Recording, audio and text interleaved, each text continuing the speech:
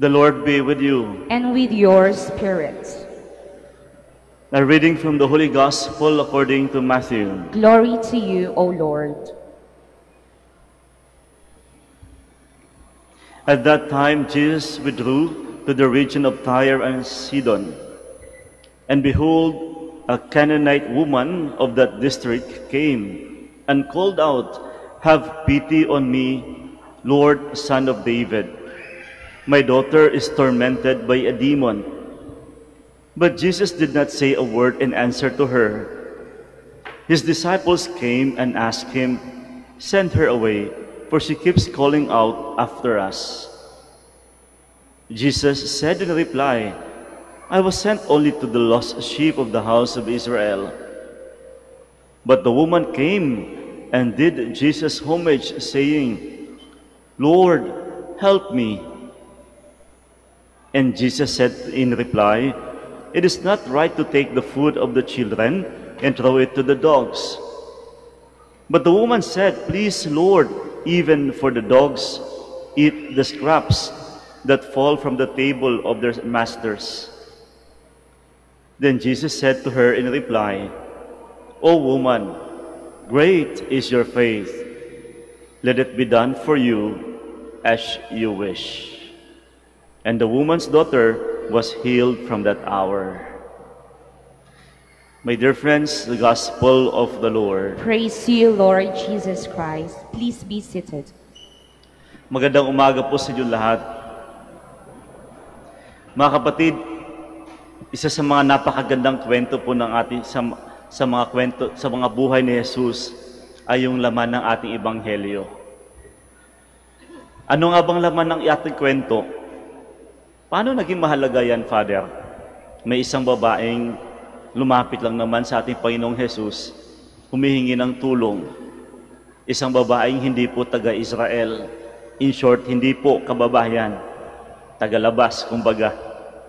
Kung dito pa sa konteksto natin, hindi po taga-Pangasinan. Paano naging mahalaga yung kwentong iyan? May isang babaeng lumapit sa ating Panginoon, humihingi ng tulong. Pagkatapos, paano naging mahalaga? Hindi po siya pinansin ni Jesus. 3 beses siya sumigaw, "Tulungan mo ako, Panginoon." Noong una, hindi siya pinansin. Pangalawa, hindi rin siya pinansin. Sinabihan pa nga siya "Ay, para lang ako sa mga taga-Israel." Pangatlo, sinabihan din siya, "Nako, hindi ho naaayon sa iyo." Pero bakit naging mahalaga ang ating ebanghelyo? Actually, hindi lang mahalaga. Napakahalaga ang ating kwento ng ebanghelyo sapagkat ito po ay nagsilbing pundasyon ng ating pananampalatayang Katoliko. Tatandaan ho natin, ang kwentong ito ay napakahalaga po. Isa sa mga kwentong nagsilbing pundasyon ng ating pananampalatayang Katoliko na kung saan pinahahalagahan ang salitang, "Panginoon, maawa ka." Dito pinaparating sa atin, mga kapatid, na higit sa lahat, ang ating pundasyon, ang pundasyon ng ating pananampalataya ay walang iba kundi ang Panginoon, maawa ka. Kaya nga naman, paano tayo nagsimula sa ating banal na misa? Ano ang pinakaunang parte ng ating misa? Panginoon, maawa ka. Lord, have mercy. Hindi lang isang beses, 3 beses yan. Christ, have mercy. At uulitin pa uli, 3 beses. Lord, have mercy. Kaya sa ating pananampalataya, dapat magsimula sa Lord, have mercy. Kaya dito pinaparating sa atin sa linggong ito na ang tunay na basihan dapat ng ating pananampalataya ay ang pagmamakaawa. Makikita nyo sa kwento, marahil sa ibang tao, ang pagmamakaawa ay hindi kaaya-aya. Marahil makikita mo sa kwento natin dito na ang solusyon sa lahat ng problema, hindi po dapat pagmamakaawa. Kayo, anong ginawa ng mga apostoles ni Kristo? Tinaboy. Paalisin yan.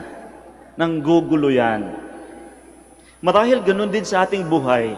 Pag may pagsubok tayo, marahil sa ibang tao, hindi dapat tayo magmamakaawa. Huwag mong gawin yan. Huwag kang magsimba. Huwag kang lumuhod. Huwag kang magdasal. Kaya mo yan. Subalit, sa pamamagitan ng ating ebanghelyo, pinapaalala sa ating lahat, mahalaga ang pagmamakaawa. In fact, kung kailangan mo ng tulong, ang pinakamahalagang solusyon ay ang magmamakaawa. Kaya napakaganda nitong kwentong ito. Pinaparating sa ating lahat na sa ating pananampalataya, kung kailangan natin sa gitna ng pagsubok, kailangan natin ng tulong, simulan natin sa pagmamakaawa. Sa ating pananampalataya, makakaraos tayo sa pamamagitan ng pagmamakaawa. Kaya ako po'y natutuwa sa ating pagtitipon ngayon, mga kapatid. Marahil ang iba sa inyo dito ay may kaya. Hindi nyo mapapansin marahil yung katabi nyo, napakataas ng posisyon sa lipunan. Maganda ang salary, mataas ang sweldo. Marahil yung iba dito sa inyo, napakaganda ng bahay.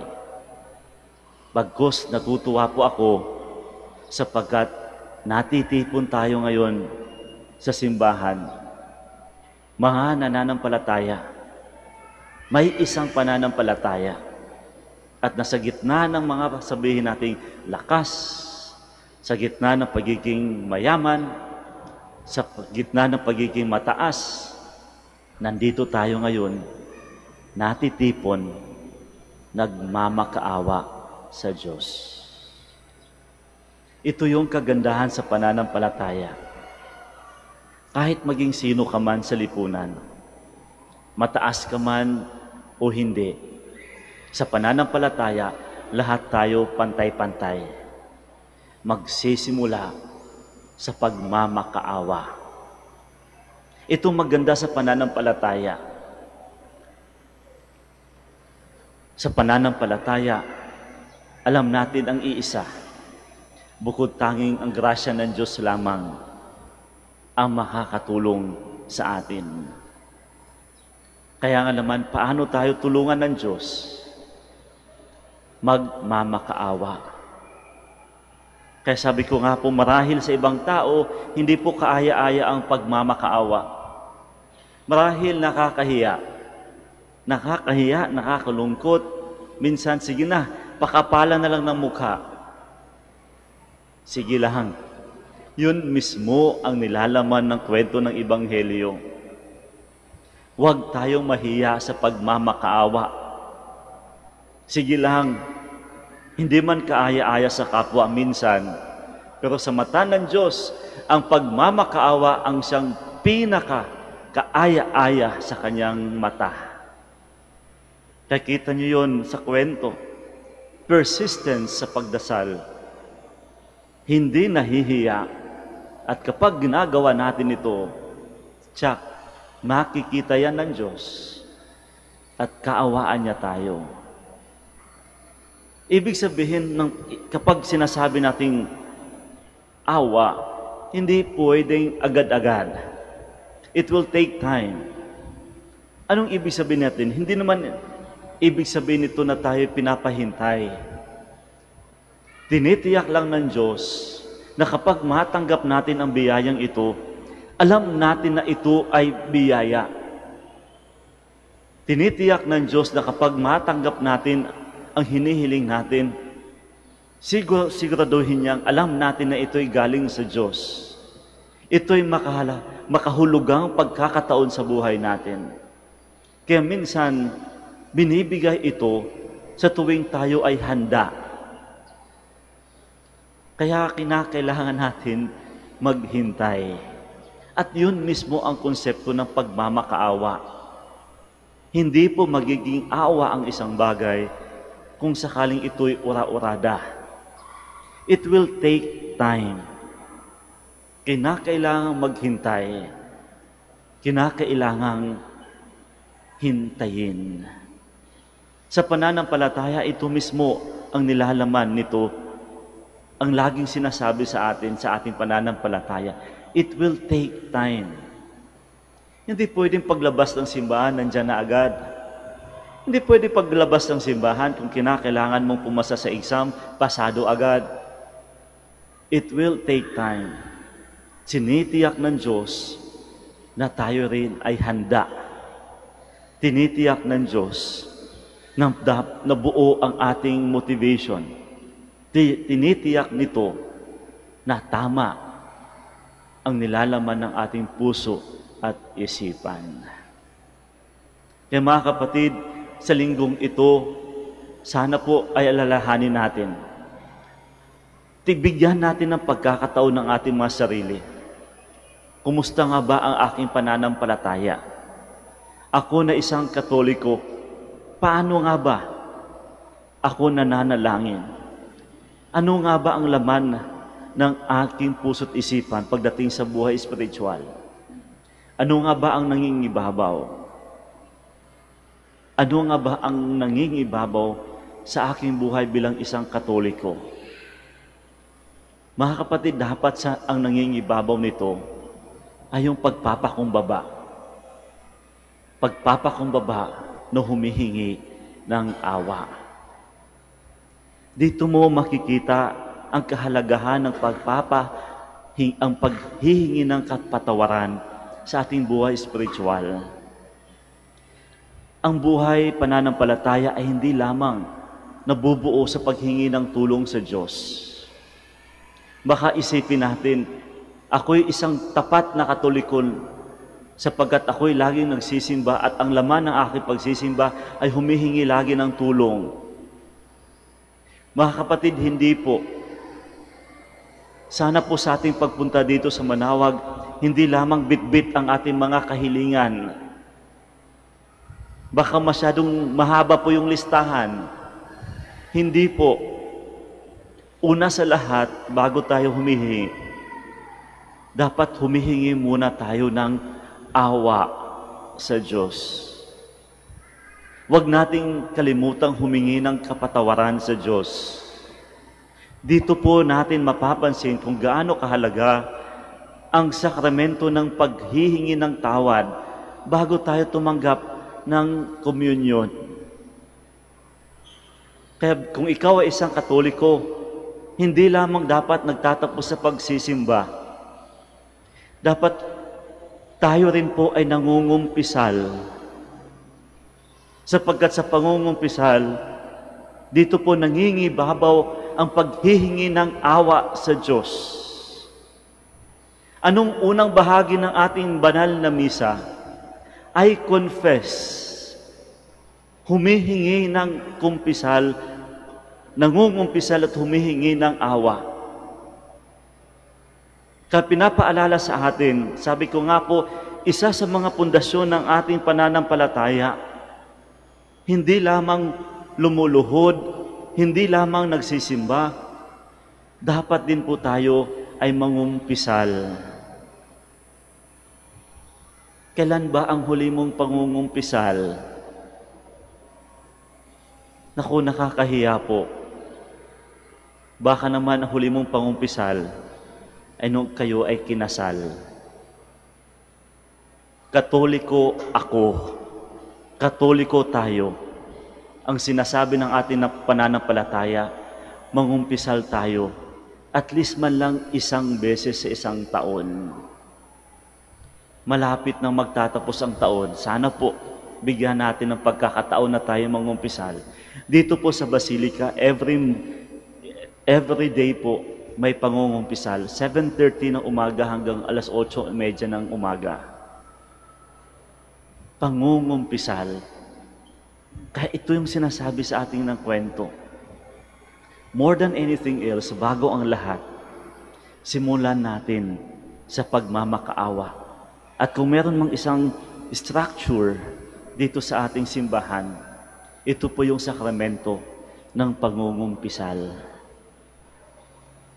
Marahil sa ibang tao, nakakahiyang mangumpisal. Marahil sa ibang tao, optional ang pangungumpisal. Hindi po. Katoliko tayo at sa ating pananampalataya, mahalaga ang pangungumpisal sapagkat dito mo mararamdaman ang tunay na pagmamakaawa. Mahalaga ang pangungumpisal sapagkat dito mo makikita. Sabi nga nila, ito lang yung isang bagay na kung saan hindi mo kayang magsinungaling. Marahil dito sa loob ng simbahan, meron pang pagdududa. Pero sa pangungumpisal, hindi mo pwedeng sabihin na nagsisinungaling ka sa iyong mga kasalanan. Kaya muli mga kapatid, kung babalikan natin yung kwento, sinabi ng Panginoon sa kanya, matupad ang hinihiling mo. Gumaling ang kanyang anak. At nabuhay siya. Kung tatapusin ko man yung kwento, at ang babae ay umalis ng mapayapa. Kung meron mang isang bagay na may idudulot nito, yung sinasabi nating pagmamakaawa, pangungumpisal, mga kapatid, ang kapayapaan ng kalooban. Napakasarap mamuhay sa mapayapang kalooban. Kaya mamili ka. Ano bang gusto mong buhay? Tiyak, alam ko ang gusto natin. Mapayapang buhay. Mapayapa ang kalooban, mapayapa ang puso at isipan. Mangyayari lamang yan kapag marunong tayong magmamakaawa. Sige lang, sabi ko nga po marahil sa ibang tao, hindi kaaya-aya. Sige lang, gawin natin ito. Huwag tayong mahiyang magmamakaawa. Huwag tayong mahiyang lumuhod at sabihin ang tunay na katotohanan at humingi ng kapatawaran sa mga kahinaan. Sige lang. Ang mahalaga, katulad tayo sa babaeng ito, humayo siya ng mapayapa. Kaya maya-maya, paano magtatapos ang banal na misa? Papansin niyo yung kwento. Nagsimula sa pangungumpisal, pagmamakaawa.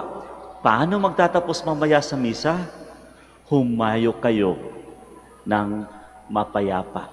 Go in peace. Kaya mga kapatid, mamili ka. Ano bang gustong buhay ang gusto mo? Anong klaseng buhay? Isa lang naman ang hinihiling ng ating buhay pananampalataya. Ang mamuhay tayo ng mapayapa.